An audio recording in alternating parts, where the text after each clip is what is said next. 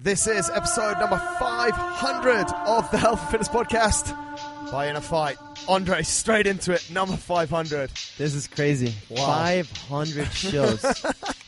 Mate, I remember when we interviewed Jason Kalipa for number 300, and I was like, wow, we have a lot of shows. And it seems like yesterday, mate, that we interviewed him. And we reposted that show not so long ago as like one of our throwback shows. And, mate, we're on 500. Time has flown by. I can't take credit for starting the podcast because you did, 250 shows before me? Yeah, I think should really check that, shouldn't we? I'll get in trouble from Brooksy. Normally listens in, and when we don't have stats like that, he'll send me a message and he'll say, "Mate, that you should really know that kind of stat for your show." It's like I should know absolutely everything. But yeah, I think we were just over 200 when you started, which was 3 years ago. Yeah. But then, mate, and this is a show, guys, where we're just going to talk a lot about the podcast, where it's come from, where it's going, what we think about podcasting. We also need to, before I forget, we need to speak to Andre about his competition, and also more importantly than his competition, his recent engagement. But we're gonna go around sort of the podcast. You actually requested for a lot of different guests. We reached out to those guys. David Goggins is not a good guy because he never got back to me. However, you've got our voices. So, mate, when you started 3 years ago, we were on 250, weren't we? Yeah. And one show a week. Exactly. Then we went to 2 shows a week with Fitness Under 3 Minutes. Talk us through why we started Fitness Under 3 Minutes and what it was. Because I think that's quite a cool concept. I think there was a tendency in the podcast world that most podcasts of the big shows had one long show, so like a 45 to 90-minute show, and then many of them would have a shorter show. Yeah. And we both listened to a lot of podcasts ourselves and really enjoyed also the shorter ones for busier times. Yeah. So we thought, why don't we also start a shorter show? Yeah. The Fitness Under 3 Minutes came in quite handy as we were able to cover quite really important topics in a very short format. And we can kind of take away all the best things from that big topic and just punch it out in 3 minutes. And we had really good response from it. Yeah. We could really cover a lot of things that we had a lot of requests on that maybe we weren't specialized in doing a full show on, but that we can give some quick tips on. Yeah. And that's kind of why we started. And we've been through so many Fitness Under 3 Minutes. Yeah, I'm actually just looking here for the for the list of Fitness in Under 3 Minute shows. I think we did over 100 of those. And so that people understand as well why we changed that format, or why we actually went away from that format in the end, is because we literally felt like we'd covered pretty much every single topic that we could for an under 3 minute show. I think that was a really fun time as well. Like when we were just saying like, what's the importance of drinking water, how to get a pull up, why you should do some mobility work, and we managed to.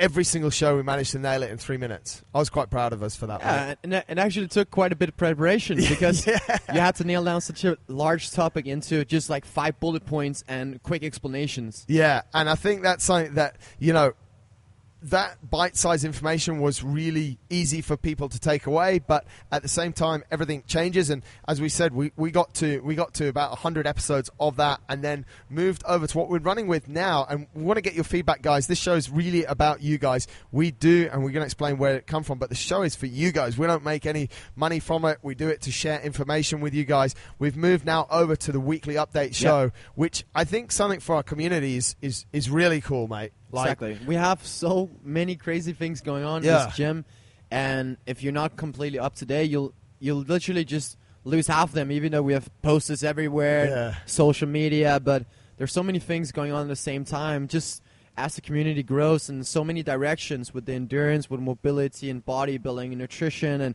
strongman and everything around it, that it's really hard to actually know what's going on in which times because there's so much information. But that show you've been running mainly works super well because it just kind of recaps what's going on, what's coming, and what can you expect. Yeah, and that's what we've tried to do with it, just to give those weekly updates. It's actually quite funny because someone said to me, might have been about 18 months ago, they said, an event went out on the weekend and I didn't know about it. And I was like, well, there's a poster up in the gym we put it on social media and we sent it out in an email. So is it our problem or your problem? We don't know about it, but we're doubling up a lot of that stuff or quadrupling up a lot of that stuff in that weekly show. I've just checked here, by the way, just to go back to Fitness in Under 3 Minutes. We started at show number 267 and we rolled with Fitness in Under 3 Minutes to show number 447. Oh. So we did 180 shows of Fitness in Under 3 Minutes, or they skipped one actually. So we did almost 100 shows, like we said, of Fitness in Under 3 Minutes. So that's a lot. That's crazy. Mate, but talking about the weekly update show, although you've left me to my own devices on that, and I managed just to punch it out. And guys, this is sometimes where you need to be efficient. To get us two in the same place once a week to talk to you guys is not a challenge, but we managed to make it work. Yeah. But then to do the update show together has been a challenge. I've been talking a lot about you the last couple of weeks, mate. Tell us what's been going on in your life. There's been two very big things, and I just hope to God you get them in the right order. That's what I'm nervous about. For safety reasons, the first and biggest thing that happened is that I got engaged one day before my first sanctional event and one of the first sanctional events of the new CrossFit format. I got engaged to my girlfriend Natalie, who is also a coach, and we've almost been together for 4 years. Awesome. And it was about time. I have to ask you this question. We haven't had much time to chat since you've been back, so I'll ask it on the podcast. Why did you do it before the competition? I wanted to make sure if anything would go wrong at the competition, I didn't want to make it feel like I didn't want to do it on a negative note. Yeah. And, there's a lot of things that go wrong in competitions, and not that I had any massive expectations, but, things can happen, and I didn't want that to be an influence. So I did it actually the night before the competition. Oh, really? I was going to do Are we allowed to know more details? Yeah. South Africa is Natalie's favorite place on earth, and Wow. she loves Cape Town. It's been there a few times, and we did it at a really nice place down by the stones, by the water, with like the 12 apostles and the Table Mountain. And wow. She was super surprised. Was she surprised? Yeah. Was she? Yeah. Wow. Which I was surprised about. You were surprised that she was surprised? No. Because you'd planned it quite well, right? Yeah. Yeah. I like plans. You like plans. So the night before competition, were you nervous when you were proposing? No, because I kind of I had been thinking it through so many times that it just felt like, I don't know, you shoot a hoop 100 times, and then when it's game time, you nail it. And that's kind of how it felt. And her mom was involved as well. Her mom knew for 3 months. And was kind of helping me out the whole thing. And she was there in Cape Town as well. Right. So as soon as the proposal were over, we met up with her. And wow. Yeah, it was really nice. It's a big moment. Mate, it's a huge moment, and obviously congratulations from everyone as well. I mean, it's huge, and especially you guys have been together. You moved over to Dubai together, so now to commit to being together for the rest of your lives is super awesome because you like the same stuff. How did it make you feel? Because I remember when I got engaged for the first few days, and Holly and I had been together similar time, maybe 6 or 7 years, so a bit longer. Yeah. For the next few days, I'm super pumped now still, but I was actually really pumped. I felt different, when we got engaged, then when I got married, we married and it's cool, but because we'd been together for so long, but once we got engaged, and I don't know, how did you feel during the competition? I felt good, it's a big step in my life, and I actually don't know any of my friends that are my age who are engaged or married or anything. So but that's because Thor just, I don't know. I know he listens to the show. But I mean, that never really crossed my mind. I like to be a little bit different, and it was just time. But it's been amazing ever since, and it was amazing before, and I'm sure it'll be amazing. Do you think it gave you some extra energy during the competition? It definitely boosted, it made me more positive, and it made me feel more sure. It was whatever happens, this is what's most important in my life. I like it. And whatever happens from here, it's gonna work out. Yeah. So maybe it calmed my nerves a little bit. And I didn't have crazy nerves, but it was a huge event. It's my biggest event I've ever done, and it's the most stacked event I've ever done, and maybe one of the most stacked events I'll ever do. Yeah. Because there was only 20 athletes who passed the qualifier. And then they invited 6 top games athletes additionally to that. So there was already loads of games athletes, but then they also decided to invite the second and third place finishers from other sanctioned events. Like, wow. And James Newberry came. He just won Australia. So he won Australia. Yeah, and then he came also for this one. Because I saw another chick as well from Australia, Simona Arthur, who placed second or third in the Australian Sanctional. Yeah. She also came to Cape Town, which it was literally like 2 weeks apart. No, 1 week. 1 week. I spoke to them and asked them, I was like, isn't this a bit hectic? Because now the sanctioned events are bigger than regionals because they're 4-day events now. Yeah. Which means there's like 10 scored events. Right. So it's quite high. Sorry, mate. One technical question. Are all the sanctional events going to be 4 days and 10 scored events? I think the minimum is 3 days. Okay. Like Cape Town was originally 3 days, but they added the 4th day. Right. Okay. And I think generally around 10 events. So right. It'll be something in that like spectrum. Yeah. But they had already booked their trip. That's why they also chose. Like, I don't think James Newberry really cared too much because there wasn't massive prize money. Right. Now, if there were a lot of prize money, you could see people like even Matt Fraser, if he wanted to buy, if there was another event with the same prize money, he would definitely go again. Yeah. So, I mean, mate, you talking, we got a bit distracted there, but all very good information for you folks, and keep watching the sanctionals. The Open is coming. We've been speaking about that a lot on the Weekly Update show. You went into the first day. I know you were in a better mood, mate. I know you were happy because you went out of the blocks. You were right up there, mate, for the first few days. Yeah. Give us a quick, we should be talking more about the podcast, but this is super interesting and people want to know. Give us a quick summary of the first few days and then how you ended up in 6th. Yeah. I qualified in 5th place, so that's without counting the 6 games athletes that they invited. So I was in the best heat from day one. Wow. The first day was at an obstacle course where we had to do 2 different obstacle courses. I've never actually done an obstacle course in my life, but I guess I used to play on a playground quite a lot when I was a kid. And I actually won the first event, and I was shocked. Were you surprised? I was like, I was a bit. I won? Yeah. I was exactly the same, mate. I was like, he just won this event. Yeah. Like, there was one of the obstacles a lot of them were struggling with, and I felt like that was quite natural to me to get through that one obstacle. I knew, okay, they struggle quite a bit here. This can be good. Yeah. And I knew my coach always tells me, like, competition at this level, there's only one pace, and it's just break your neck pace from the beginning. Yeah. You cannot pace it. Like, people go fast from the beginning. Yeah. And so I sprinted from the first second of that workout. And so super happy, super stoked, won the first event. The second event, I finished 7th, I think. That was like a grip one, and there was a lot that could really have gone wrong. Yeah. So I was very happy with 7th place because I kind of played it medium risky and not too risky. Right. So after day 1, I was in 1st place, I think, or 2nd place. I think you're in first or second, yeah. Day 2 started, we were driven to an hidden location up in the mountains where we had to do a run up a massive like hill and mountain. Like there was steps and dirt and all kind of stuff. And we're told at some time of this course, you're going to pick up a 150-pound sandbag, and you're going to carry that for X amount of distance, and then you're going to drop it, and then you're going to run again. We knew it was about 400 meters total. That event turned out to be pretty good as well. Yeah. I also finished 7th or 8th in that. Wow. And I remained number 1, I'm pretty sure. Yeah. Number 1 or 2, something like that. Yeah. Then we're driven to the beach for a beach event, which didn't start very good for me because I didn't play it as risky as I should have. Right. And it started like 30 bar muscle ups, 60 overhead squats, and then a 900-meter paddleboard swim on like a cold that water down there. Very cold. Yeah, it's good. So I was actually one of the last in the water, but when I got to the water, I managed to pick up, in my heat, 6 people. Wow. And that's most of the guys in the heat. Yeah, right. So I actually finished 6th in that event, even though I was one of the slowest on the first part. Wow. So that's cool. So after day 2, I was in 1st place. Yeah.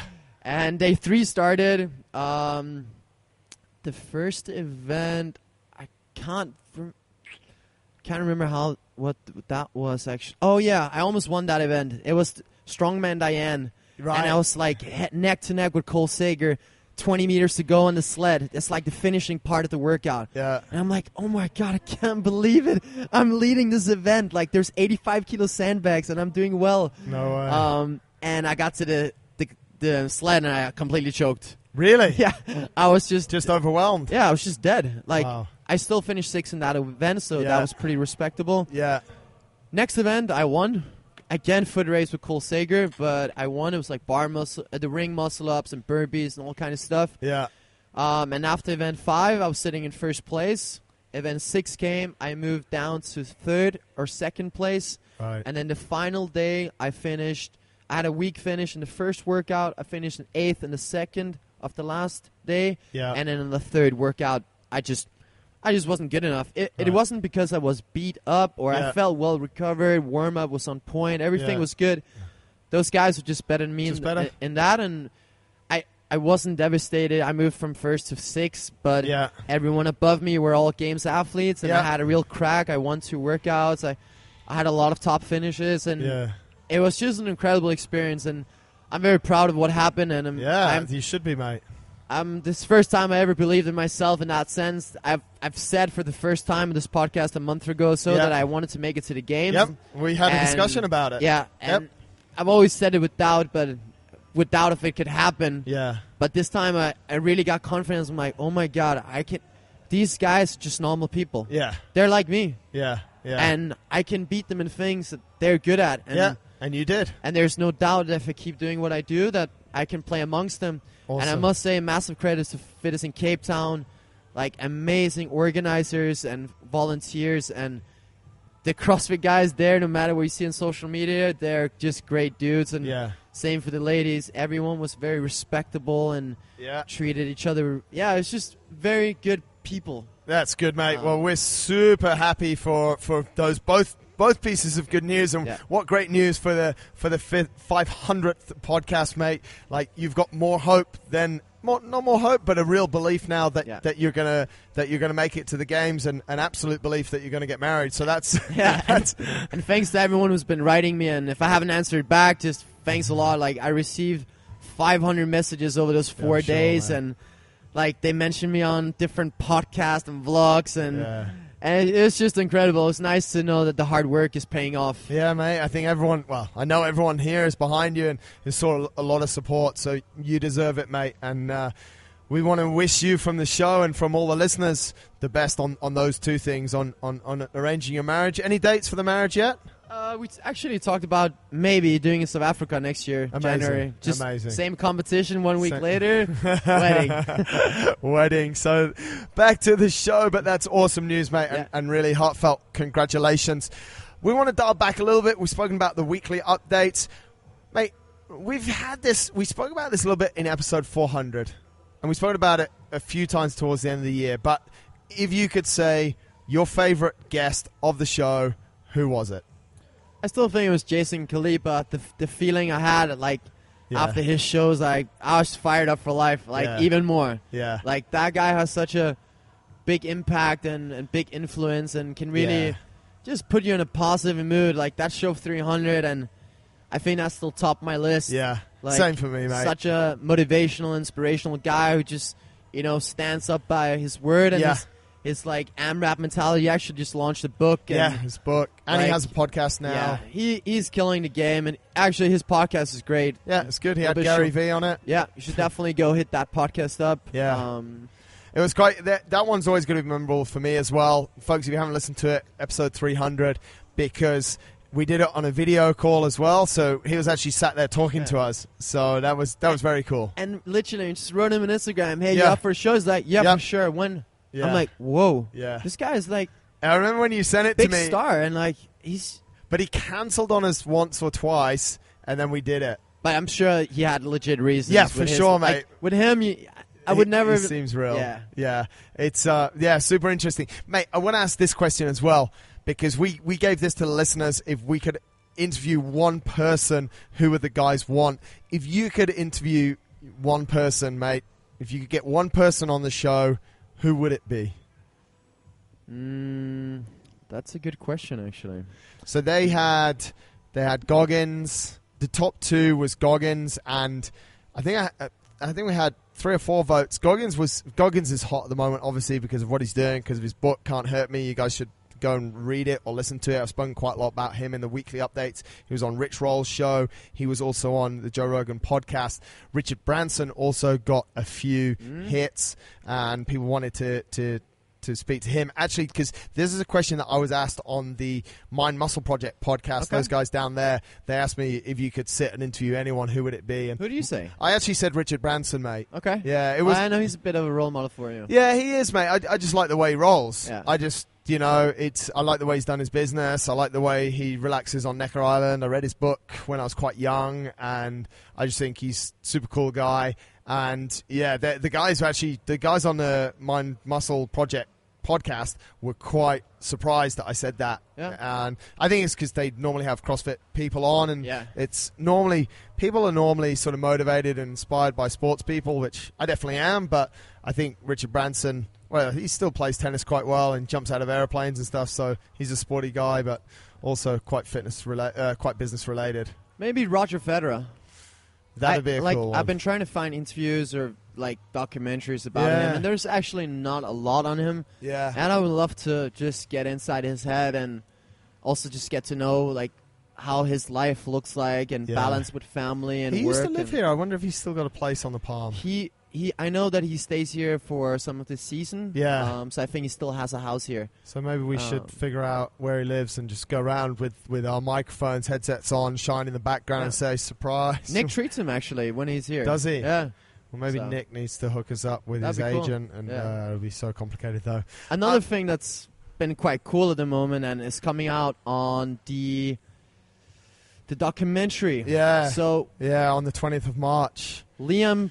Lima Productions or Born in Darkness Productions by Jason, who's a client of here and has created an incredible documentary. Yeah. I mean, I've only seen the trailer and only heard rumors about the whole documentary, but can you tell us a little bit about that and when it's coming out and what people can expect? Yeah, talking of documentaries, Jason's been a client of ours for a while, and when I had my accident and sort of recovered from it, he's like, mate, I'd like to make a documentary about what happened.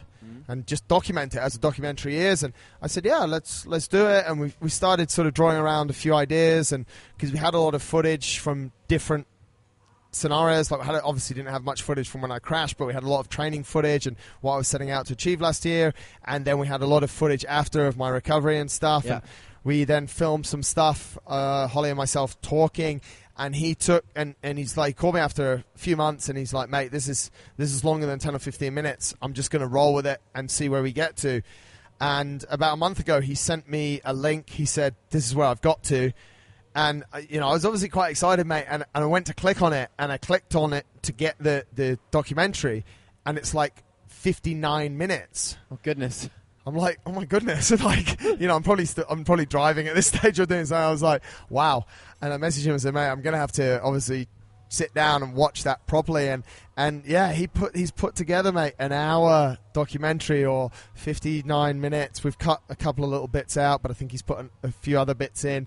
And it just documents my whole journey in what I was training for into the crash, and some quite gruesome stuff actually. Like during the crash itself.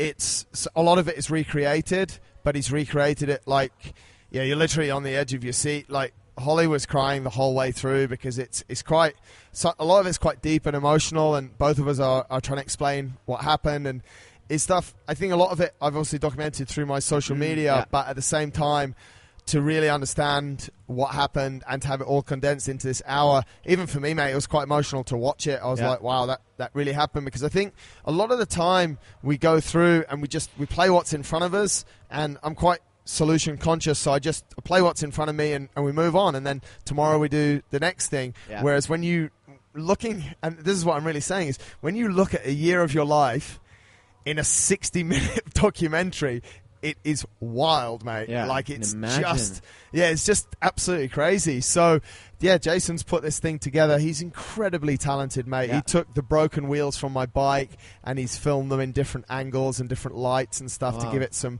insane effect. So we're doing a screening. We've rented a movie theater at Al Sakal. They have a 180-person movie theater there, and the first screening is on the 20th of March. Yep. At 6:30 p.m. and we released it on Sunday, and it actually sold out in 90 minutes. It's crazy. So I'm honestly, all the way through I have been, but even more now, like I'm just absolutely humbled by the support that people, want to come and see the story and understand it. And I just really hope that people can learn from it as well. And mate, literally, whilst we've been recording the show, that's what I was looking at my phone for, because he sent me another message here. He said, okay, so another show is possible. First screening should be at 6:30. And the second screening will start at 8 p.m. So we're actually going to do 2 screenings, which this is literally coming off my phone. Whoa. He said maybe we should announce a certain time and then go on sale in advance so that everyone gets a chance. So that, if we haven't done it by the time this podcast is released, or maybe we'll do it in the next few days, we're now going to do 2 screenings. So I'm super thankful for everyone that's going to do it. And it's called Fight for Every Breath? It's called Fight for Every Breath, mate. And that sort of came through from literally one of the, if folks go back to my Inner Talks or to the show that where you interviewed me as well after my crash, mate, that was really literally what I had to do for hours. Yeah. And so I said that to Jason, and he's like, that's a great thing to call it. So I'm just, what I'm really stoked about as well, mate, is that this guy is obviously, he's obviously very talented, and hopefully I've given him a good story that he's put together in a way that maybe acts as a platform for him to move forward with that as well, because it's something that he really loves doing. So it's gonna be wild, mate. You can watch the trailer on Marcus' Instagram, MJD Smith, MJD_Smith, and you can also watch on InnerFight's Instagram. Definitely give that a watch. Get hyped up. Hopefully, it's gonna be launched on another platform in the future. If you're not in Dubai at the moment and can't get to the screening, so hopefully you'll get to watch it either way. Yep. Mate, going back to the podcast, a lot of people ask us this question, and we've sort of partially answered it, but actually there was one more point that we had in here. Someone asked me this, and that's why I've put it in. They say, are some people easier to interview than others? So I want to ask you, who's been the hardest person to interview? Who do you think's been one of the hardest people? I try to forget those shows. I can tell you about a screw up I once did. We had what's his name? Strong Fit. Julian Pinot. Yeah. Quite famous profile. And I had him on the show. Marcus was traveling. I'm like, I'm gonna do this, and I screwed up the whole recording. And I literally had to tell the guy, listen, I screwed up this whole recording we did for an hour. Are you able to come in again? And it was such an embarrassing moment, but he's a good dude, and he came in again, and we had a good show. But I think the hardest ones are just the ones that are not very good at elaborating answers. And I mean, I can't really. I'm the I don't want to call anyone out. I think some of the hardest shows that we do are actually on Skype, and you guys as listeners probably know, like, some of them just don't really flow super well. It's obviously a lot easier to interview someone in person, and then and sometimes on Skype we get a little bit of a time delay as well, so we just try and put it together the best. But definitely for me, mate, some of the hardest shows are like, and this is what I want to try and put this vision out to people, or create this in your mind. Like, you literally get to, like, we have show notes, and we're actually quite prepared, and you get to like 5 minutes and you've got 1 point left on your show notes, because literally, like, you'd go, oh, so Andre, you've got 500 shows. How did that happen? And you'd be like, yeah, we started it and now we're at 500. And you'd be like, yeah, can you give us a little bit more? So I think they're the hardest ones. And definitely when I sort of go on people's shows now, I just try and talk as much as possible just to help them out. And then I end up apologizing that I'm talking too much, because maybe they wanted to say something as well. But they're definitely some of the toughest ones. And also as well, I think setting up some of the challenges in a podcast, if people are thinking about podcasting, some of the challenges are like setting up time zones, setting up Skype. Especially where we live here, you guys know that Skype doesn't always work, and you get someone locked in, or you've moved the date a couple of times, and it's like poor connection. You have to come to the gym a Friday night, 7 p.m. and do a show. Where, like, there's quite a lot of challenges, but we love what we do, and it's quite a learning experience for you, just for you guys as it is for us to just get to know people. And it's actually a big challenge to do these shows, like to interview people. For me, that's definitely not something that comes natural, and it's quite a challenge every time. Yeah, it is, mate. And I think that's a massive kudos to you as well. English is not your first language. You're interviewing Americans, and some of them, it doesn't seem like English is their first language either. And like, you get such great conversations as well. But it's not easy. I actually have a podcast scheduled, or had a podcast scheduled at 1 a.m. on Thursday morning with Rob Wolf from the Paleo Solution podcast. Wow. Yeah, they wanted me on their podcast because I paleo all the way through my marathons, and they're like, yeah, you got to do it 1 a.m. your time. And actually, he sent me a really nice mail today. He goes, mate, I have to postpone you. Maybe we'll get it at a more reasonable time for you in a couple of weeks. But there's definitely been some late nights getting up, and when it is a podcast and when it is a Skype podcast and it's late night and you run out of talking points in the first few minutes, that makes it quite hard. Yeah. Mate, I want to talk a little bit about the future of podcasting. Since we started this like 7 years ago, it seems like even Tom Walker sent me a podcast today. He goes, do you listen to this podcast? I literally have about 12 podcasts in my library. I can't get through them all. What's your thoughts on where we're at with podcasting as a platform and maybe where it's going to go? It's of course very hard to say, but I feel like it's a very exaggerated market at the moment, and there's thousands of podcasts simply because it's so easy to start a podcast. That doesn't mean it's bad podcasts or good podcasts. It just means there's a lot. So I feel like even for myself, it can be very difficult to navigate in that podcast area. I also think there's a lot of places where there's not a lot of podcasts, and I think especially native languages. Mm-hmm. I know in France, the first CrossFit podcast just started. Right. And, I mean, it's a huge country. Like, yeah. I don't know any German CrossFit podcast.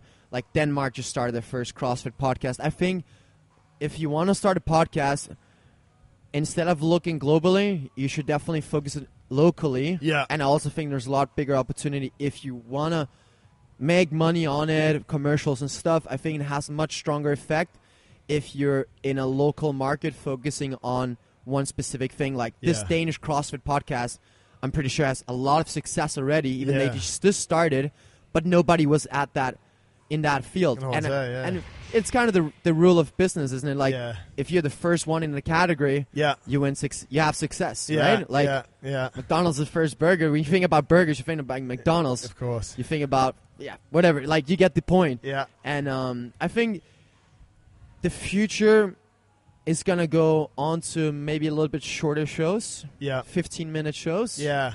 That's at least something I would love to see. A bit more compact shows. Yeah. 15, 20 minutes. We're both looking at the clock to see how long we've been on for. 32 so minutes. We probably lost you at this stage anyways. No, but I think shorter shows, like 20 minutes or so, that can fit a car ride. Yeah. I feel like often if you have to cut up a show more than twice. Yeah. And I think most people will need to cut up a show more than twice if it's over 45 minutes. Absolutely, mate. Because unless you have a 90-minute drive to work, which maybe people don't. Yeah. Like most people drive like 20 to 30 minutes, I would say. And if you can just manage one podcast, you can get a lot of takeaways in one go. Yeah. That's kind of like the goal. I feel like when I listen to longer shows and it takes me a whole week, I can't remember what I listened to in the beginning of the week from that show. Yeah. And podcast is something you listen to on the go. You're not going to be able to take notes, so the points need to be super clear and for you to remember. Yeah, mate, I'm massively with you there on the length, and that's why I think we've almost hit what I think is a sweet spot for us, because when we interview people, we manage to get some really nice information, have a really nice chat, but we're always conscious that we're going to wrap things up in 40-45 minutes. Yeah. Sometimes I think that if we went like 15 to 20 minutes, someone contacted me a few weeks ago to do a podcast, and we spoke for 45 minutes, and they chopped that show down to 20 minutes. Wow. Yeah, and I don't know how I felt about it, mate, to be honest, because I was like, actually, the story is worth 40 minutes. What we were talking about was my marathons, and I've done about 8 podcasts on my marathons to various podcasters around the world, and the longest one was an hour and 15 minutes because it takes a lot of time to get that point over. The small details are quite important. Exactly, mate. So whilst I'm massively into sort of 15, 20 minutes, I think sometimes, and that's where I think our mix maybe of Q&A and special guests gets quite a nice balance as well. We've always kept it sort of 40, 45 minutes. And I think the other week when I had Johan Steen on, because he's such an interesting dude, the ultra marathon running guy, and he just tells he was one of the easiest people to interview. He tells such a great story. It just kind of rolled for just over an hour. But I'm with you as well, mate. I want stuff like 15 minutes, 20 minutes max, or car ride. I actually need to get a bit better at that. I need to find a show that really inspires me that lasts for my car ride from home to the gym. That would be like, and is a daily. Yeah, I think that's Jason Khalipa is a little bit on the shorter shows. Yeah, he is. Yeah. If you're looking for motivation and stuff, Justin Shua, I think that's how you pronounce his last name. He makes like daily motivational things and tips, and I really like his show. A lot of CrossFitters listen to that for like inspiration. It's like 3-minute, 5-minute shows. Easy peasy. But, like you said, it would be nice, and we would actually love to hear from you guys what you think the future of podcasting is. And because I mean, you guys are the ones who are gonna actually direct where it's gonna head, because you're the audience, and the audience directs the flow a little bit. Absolutely. We always ask for you guys to let us know. Hit Andre on his Instagram. That's probably the easiest way to connect directly with us. Andre Houdet, or my Instagram, MJD_Smith. Tell us who you want. If you want people to come on our show that you see, Instagram's obviously a massive platform for us now. If you want people to come on the show, tag us in their posts or send us their profile. We will do the rest. You don't have to introduce us. We can reach out. We're very big boys. We're used to doing it, but we're looking for people that you guys want us to speak to. And we've had actually a lot of people that have connected us with people, and then we've got them on the show, and it actually works really well. Yeah. So that's kind of where we think it might come from. And that's really it. That's about what we've got to talk about to you guys. We're super conscious now. We both keep looking at the clock because we don't want to go over that time limit and bore you. But we just want to give you a massive thanks for what you guys have done for the podcast. We invest a few hours a week, at different times of day and night to make sure this podcast comes out on a Sunday and a Thursday. It's a lot of work. Smith Street Paleo sponsors the show on a top level, not financially because it's my company as well, or me and my wife's company, and we want to keep it that way. We want to keep the show very clean. We've had a little ad running for Ultra X just to try and encourage people to get involved in them, but we're pretty much an ad-free show. Yeah, and we hope that you guys appreciate that. Yes. I know for myself, that's one thing I massively appreciate when listening to shows, that I don't have to scroll past the first 10 minutes. Yeah. And a lot of people will say, oh, yeah, but people have to make money on the shows. Yeah, people have to make money on their shows.